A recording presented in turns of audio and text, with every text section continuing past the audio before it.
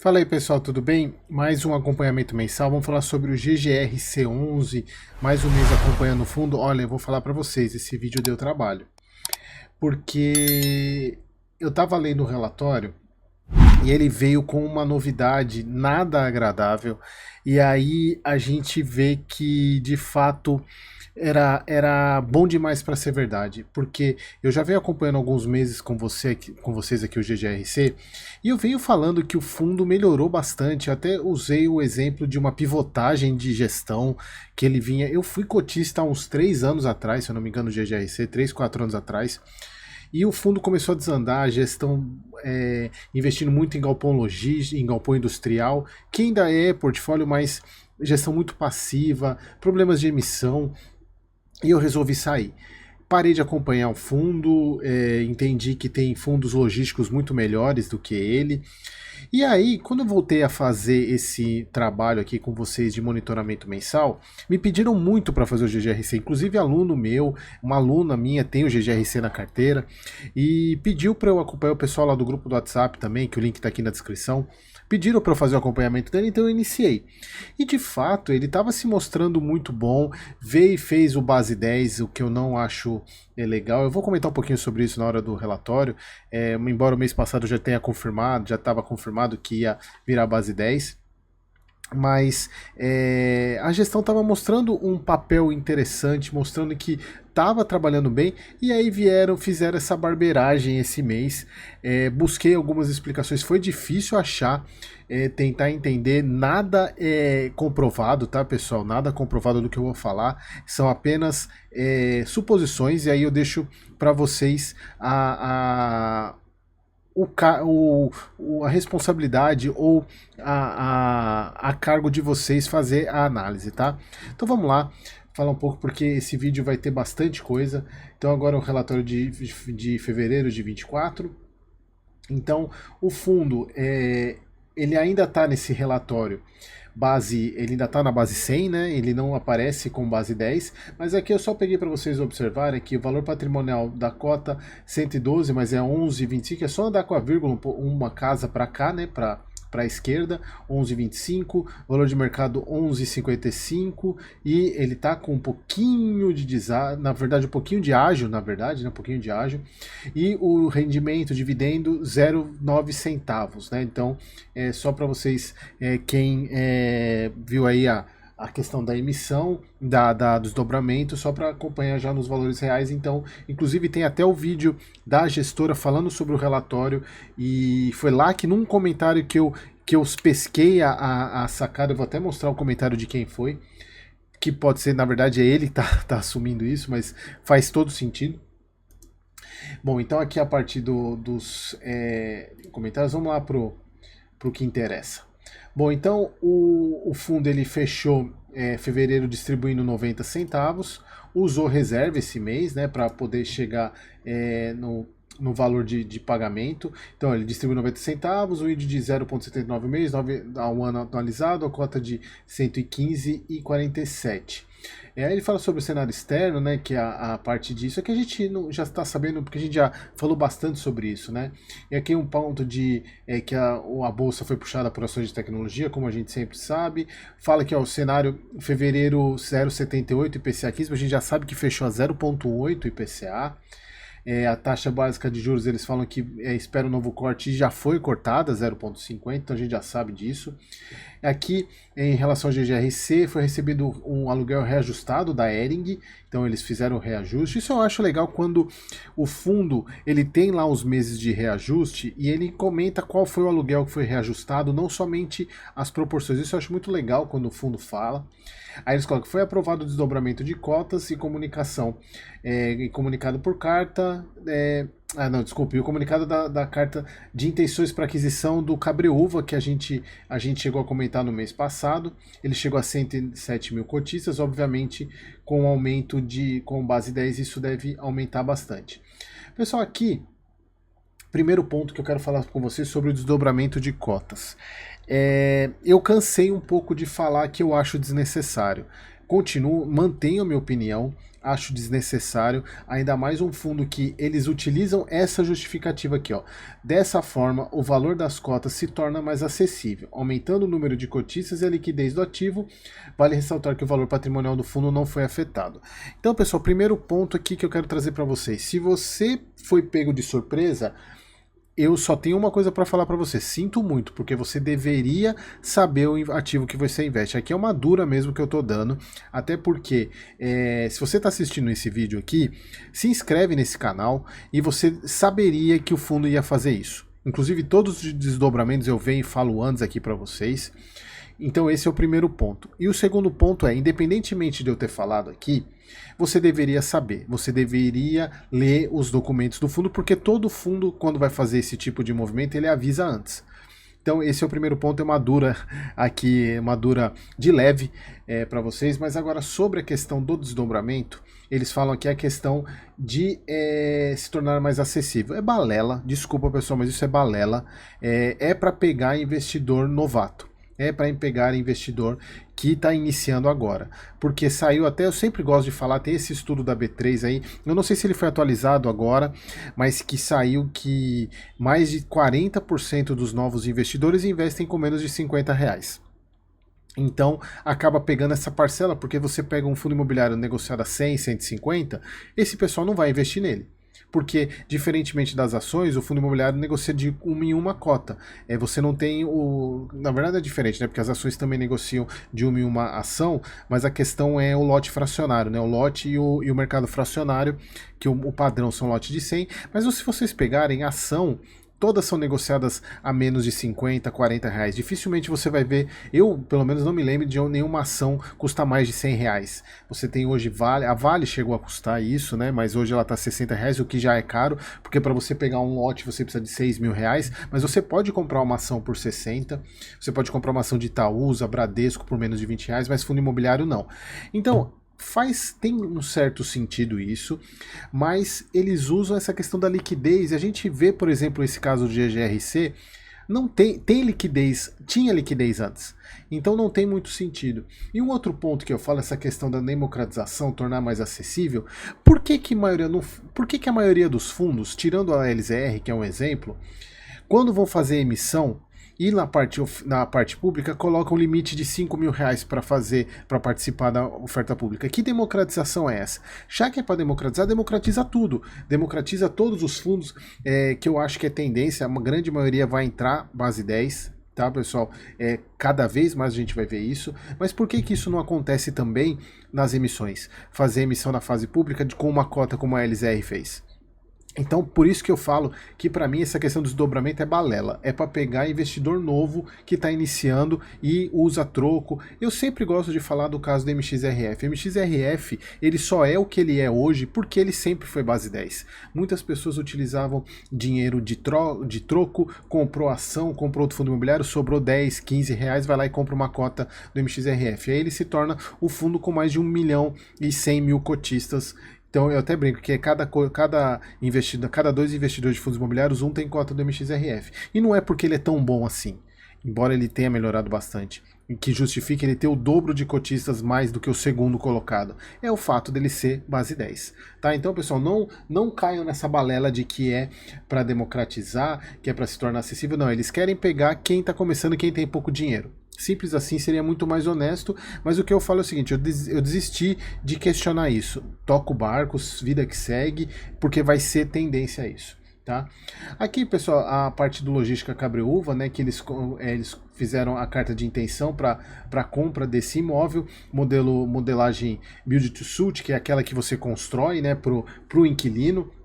Um galpão pequeno de 9.300 metros quadrados, o valor a ser pago vai ser de 41 mil após superadas as condições suspensivas, e depois paga 8 parcelas mensais no valor de 3 milhões cada, né, e uma parcela no valor de 17 milhões e meio vinculada ao habite do imóvel. O locatário vai ser um setor farmacêutico e veterinário, por isso que ele vai precisar ser climatizado. É a estratégia do GRC, galpão industrial, e sendo um contrato atípico, com prazo de locação inicial de 10 anos, e aí aquela questão da renda mínima garantida, né, que o vendedor ele vai pagar ao fundo durante esse período, né, de carência, uma bonificação no aluguel equivalente a uma taxa de 9,14, e depois que o fundo começar a receber, depois que superar a carência, o aluguel vai ser de 332 mil, cap rate de 9,3. Achei interessante a compra, mas é um imóvel pequeno, né? Mas achei bem interessante a compra. Agora vamos à novidade. O fundo resolveu diversificar. Um fundo de logística com galpões resolveu diversificar e resolveu usar parte do caixa para fazer compras de fundos imobiliários. Olha que novidade boa. Sem noção nenhuma. Desculpa, pessoal, eu vou pegar um pouco pesado em algumas coisas aqui, porque eu não acho que tem o menor sentido essa operação. O menor sentido. Por isso que eu volto a falar que o GGRC, para mim, ele foi um voo de galinha. Essa operação, dessa melhora foi um voo de galinha. Sinto em frustrar, inclusive até cotistas que seguem aqui. Lembrando, pessoal, não estou recomendando venda, tá, pessoal? Isso aí eu só faço para aluno e para o membro Plus aqui, tá bom? Mas o que eu falo é o seguinte, eu estou dando a minha opinião. Foi um voo de galinha essa melhora na gestão do fundo. Aqui nitidamente mostra que o fundo não está muito preocupado com você, cotista. Aí vocês podem falar, beleza, primeiro vamos fazer o seguinte, vamos ver o que aconteceu. O GGRC realizou recentemente a alocação de parte dos recursos disponíveis em caixa para aquisição de cotas em fundos imobiliários. O dinheiro está sobrando, pelo que dá a entender aqui. Está sobrando porque ele tem alavancagem cara para pagar. Por que ele não fez isso? Aí eles falam que as cotas representam atualmente um pouco mais de 2% do total de ativos. Beleza. Mas, poxa, Érica, mas só 2%? Bom, tá rasgando dinheiro? Tá sobrando dinheiro para poder fazer isso? Tá tranquila a alavancagem? Não tem, a alavancagem não é cara? Tá tudo certo? Beleza, vamos investir. Mas espera aí. Agora, eu preciso ter custo-oportunidade. Vocês sempre, isso vale para qualquer investimento que vocês forem fazer na vida. Existe o custo-oportunidade. Quando você investe em alguma coisa, você está abrindo mão de outra. E o que você está abrindo mão precisa ter uma rentabilidade menor, porque senão você investiria naquilo. Se o que você está deixando de investir ter uma rentabilidade maior, você está perdendo. Por isso que a gente chama custo-oportunidade. Quando a gente vai falar de custo-oportunidade, por exemplo, da taxa livre de risco Selic, você precisa, para deixar de investir no Tesouro Selic, você tem que investir em algo que traga mais retorno, porque em relação ao risco-retorno. Então, quando a gente faz essa troca, a gente tem um recurso e a gente escolhe, a gente está abrindo mão de alguma coisa. E aquilo que a gente está abrindo mão precisa ter uma rentabilidade menor e um risco menor, porque senão não vale a pena. E aí, o entendimento da gestão é que com esse dinheiro, investir em dois fundos imobiliários aqui, o SNLG e o ZAV11, seriam melhores opções. Bom, e qual que é a estratégia que o fundo fez? Por que ele comprou isso? Então eles têm como premissas, daqui ó, vou até sublinhar aqui ó, tendo como premissas, caramba, não estou conseguindo aqui, tendo como premissas a geração de retorno tanto pelos rendimentos como pelo potencial ganho de capital que esses fundos têm investido. Beleza. Rendimento a gente sabe, né? É o rendimento que o fundo vai receber, os rendimentos mensais. Mas ganho de capital, o que é o ganho de capital nesse caso, quando você compra fundo imobiliário? É vender a cota mais barata, mais cara do que você pagou, beleza? Aqui a gente está falando, por exemplo, a estratégia do SNLG é obter renda de ganho capital, ou seja, ele tem imóveis lá dentro e ele quer ganhar capital com esses imóveis. Sem problema nenhum, essa é a estratégia do fundo. Então, primeiro, então como é que a gente vai imaginar o fundo ganhando com ganho de capital nesse daqui? Eu vou comprar mais barato para vender mais caro. Beleza, então vamos lá, vamos ver como é que foi essa negociação aqui. Pessoal, foi uma pesquisa grande aqui, vocês vão ver, tem um monte de janela aqui em cima, porque eu fui buscar algumas coisas aqui. Bom, então, primeiro, a gente pega, deixa eu só voltar aqui, o fundo, ele comprou, eles até falam aqui, ó, fazem parte da carteira de FIIs, os fundos AV11 e o SNLG11. Sendo que após o encerramento da última emissão do SNLG, o GGRC passa a ser maior cotista do fundo, aproximadamente 570 mil cotas. Então, ele participou da emissão do SNLG e comprou 570 mil cotas. Vamos lá. Então, se eu pegar aqui, eu fui aqui no Clube FI, pegar aqui a última emissão dele, que foi agora em setembro, né? Setembro de 2023. O preço da emissão foi 30,50, 37, 35,07. Se a gente fizer umas continhas aqui, vamos voltar lá pro relatório. Quanto que ele investiu aqui? 570,287 vezes 35. 35 quanto mesmo? 35. Opa, abri o site errado aqui. 35,07. 35,07. 19 milhões. 20 milhões. Então ele investiu 20 milhões aqui nesse caso do SNLG. Beleza, ele comprou a 35. Quanto que está essa cota no mercado? 24. Como é que ele vai fazer ganho de capital? Já começa a falar, opa, por que ele participou de uma emissão? E se a gente olhar a cotação do fundo, vamos pegar aqui o histórico dela. Ela estava alta, mas ela caiu, vem caindo desde lá de agosto. Então a emissão, quando que foi a emissão? Deixa eu pegar aqui, a emissão foi em setembro. Então, supondo que se ele for, ele poderia participar da emissão ou comprar no mercado. Então, a cotação dele vem lá em setembro a R$30, 30 e pouco, aí veio caindo por aqui, ó, 28, e ele participou da emissão acima do valor de mercado. Qual é o intuito disso? Eu não entendi o porquê que ele fez isso, porque não faz o menor sentido. E aí a gente pega, eu peguei aqui no informe mensal, o fundo, esse SNLG, ele tem um passivo de 67 milhões de obrigações, né? Se a gente for pegar aqui mais ou menos, se a gente só pegar os 67 milhões sobre o ativo, vai dar 20 e poucos por cento, vai dar 20%, né? Mais ou menos 20%, nem preciso fazer a conta, 20% de alavancagem.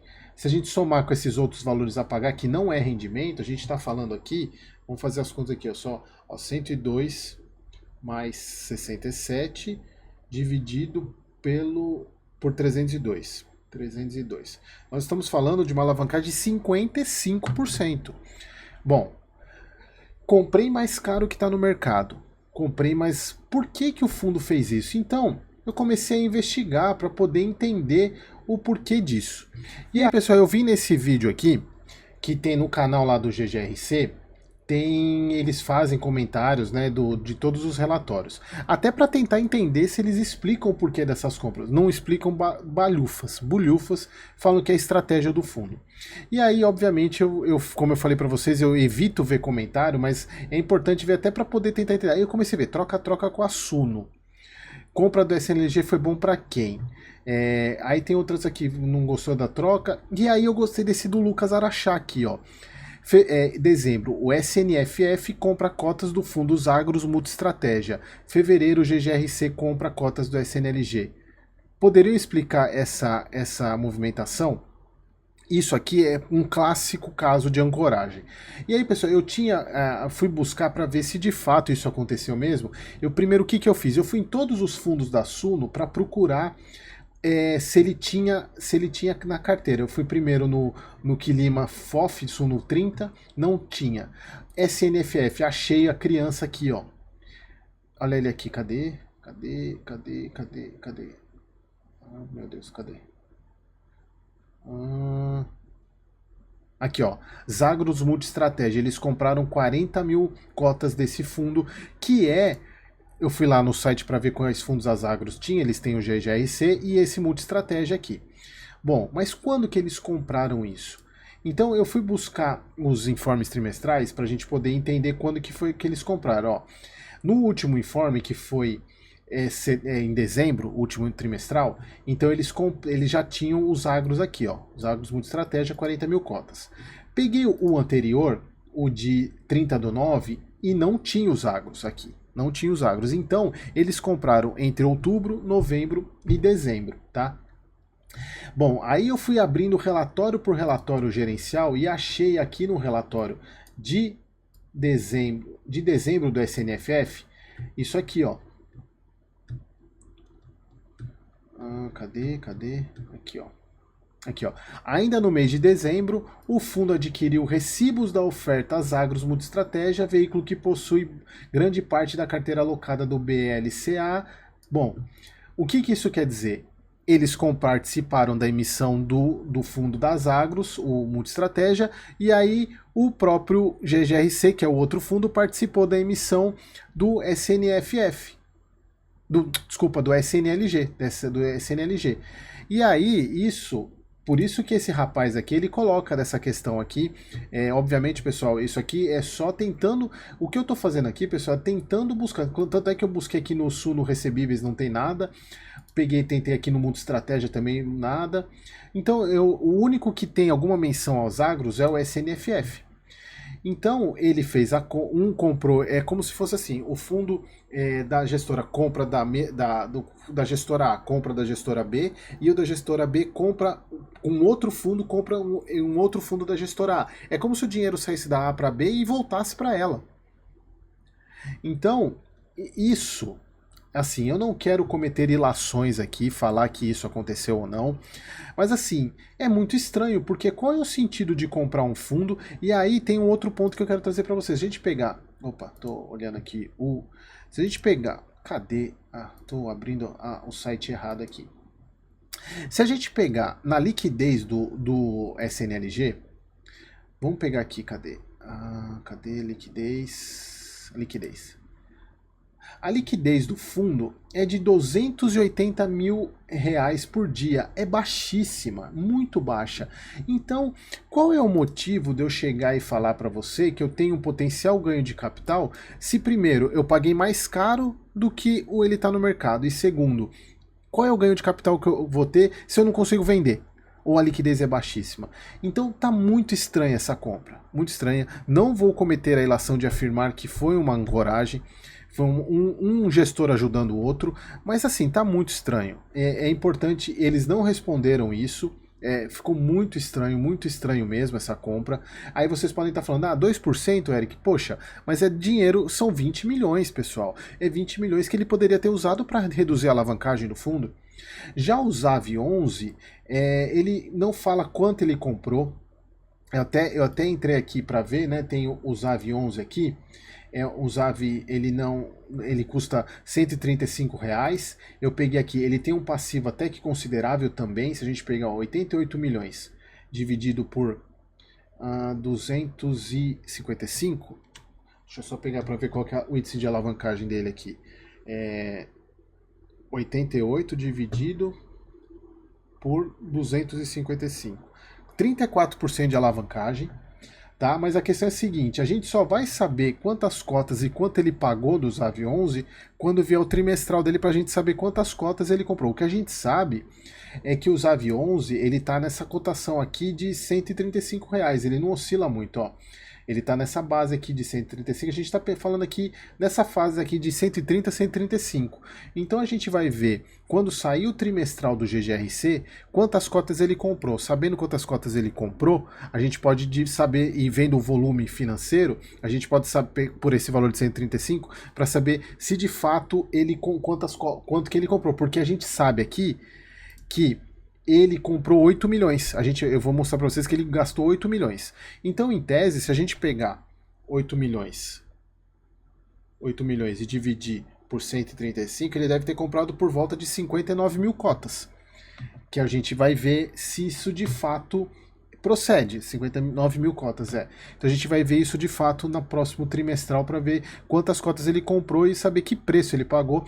Mas, em tese, no Zavit, eu não achei nada, procurei, não achei nada de comentário, tá? Então a gente vai ver, vai continuar acompanhando. Mas o que eu quero falar para você é o seguinte: 2%, pouca coisa, mas qual o sentido disso? Qual o sentido dessa compra? Tá, continuando aqui a parte de... Desculpa eu desabafo, tá, pessoal? Mas assim, é triste de ver, e a gente até vê que tem hora que o Barsi tem uma certa razão com alguns fundos imobiliários, que é uma dor, ainda mais eu que invisto pra caramba em fundo imobiliário, tenho mentoria de fundo imobiliário, tem hora que entristece um pouco esse tipo de situação, tá? Então aqui a parte, eles foram, inclusive eles têm CRI dos Rizobacter que eles poderiam resolver, não resolver, né, mas reduzir. E aí quando você olha aqui as perguntas e respostas, parece que eles criam perguntas para eles mesmos responderem, falando sobre a questão do desdobramento, falando sobre a expectativa de 33% dos contratos de vencimento, pretendem pagar CRIs do Rizobacter e Americanas. Apesar do GGRC ser um fundo com pouca alavancagem, menos de 10%, a gestão entende que em um momento de sobra de caixa pode ocorrer novas emissões ou venda de ativos, seria saudável amortizar o que está. Por que não usou esse dinheiro? Esse que é o ponto, pessoal. Eles estão falando aqui, a gestão entende que no momento de sobra de caixa, para que comprar esses fundos imobiliários? Para quê? São 20 milhões que eles poderiam ter amortizado esses CRIs. Não faz o menor sentido isso. Aí eles falam sobre se almeja comprar mais ativos. Vocês vejam que não tem nenhuma pergunta polêmica. É só pergunta que eu acho que eles querem responder. Por isso, bom, pessoal, aqui a parte de... Aqui entra o pagamento do mês passado. Vocês lembram que foi o pagamento da Suzano, né? Que eles entram com a pancada. Mas o fundo, ele faz uma reserva, isso é bom, porque ele dilui esse valor para o mês, por todo o mês, então ele tem reserva para manter os 90 centavos, por mais que ele não gere os 90 centavos, né, mas ele tem para pagar os 90 centavos, performance. Aqui que eu falo, tá vendo, pessoal? A liquidez do fundo não tinha necessidade para mim de fazer o desdobramento, mas eu já desisti disso. Aqui voltou ao normal, lembra que a gente viu a questão da Suzano no mês passado, que foi a pancada, né? E aí volta ao normal. E olha só, aqui que eu mostrei, eles colocaram esse valor de 28 milhões aqui. Pelas contas que eu fiz, eles pagaram 20 milhões no SNLG, então sobrou 8 milhões do ZAV, que daria 59 mil cotas. Por que não reduziram um CRI de IPCA mais 8? IPCA de 7,5, enquanto a gente está vendo outros logísticos aí, a gente viu não só logístico, mas outros fundos como o próprio RVBA, que eu fiz o vídeo recentemente aí, ou vai sair, ou saiu, que é IPCA mais 5,2, o próprio HGLG 5,4, 5,5, e aqui a gente está falando de um IPCA mais 8. Por que não reduziram isso? Não tem muito sentido, tá? Assim, por isso que me deixa triste, infelizmente, assim, é bem triste essa situação. Bom, aqui a parte da situação do fundo, dos reajustes, né, tipologia, tem muito industrial, isso eleva o risco do fundo. Para quem é meu aluno sabe, né, essa questão do industrial, ela pesa, porque a gente fala que a gente tem vários galpões que são industriais. E o galpão industrial aqui, ele é um galpão que ele tem um certo problema para você alugar para uma próxima empresa que queira entrar. Porque você tem um galpão refrigerado, como a gente viu, inclusive o galpão que ele está fazendo lá, o que ele comprou agora, esqueci, de Cabreúva, né? Que ele está fazendo para a empresa veterinária. Se ela sai, embora sejam contratos atípicos, né, por isso que quando a gente fala de imóvel industrial tem que ser contrato atípico, porque o típico não é legal, porque só tem duração de 5 anos, e a empresa sai vai ter que alugar para uma outra similar. Né, então a gente tem que ter sempre isso em mente. Tá?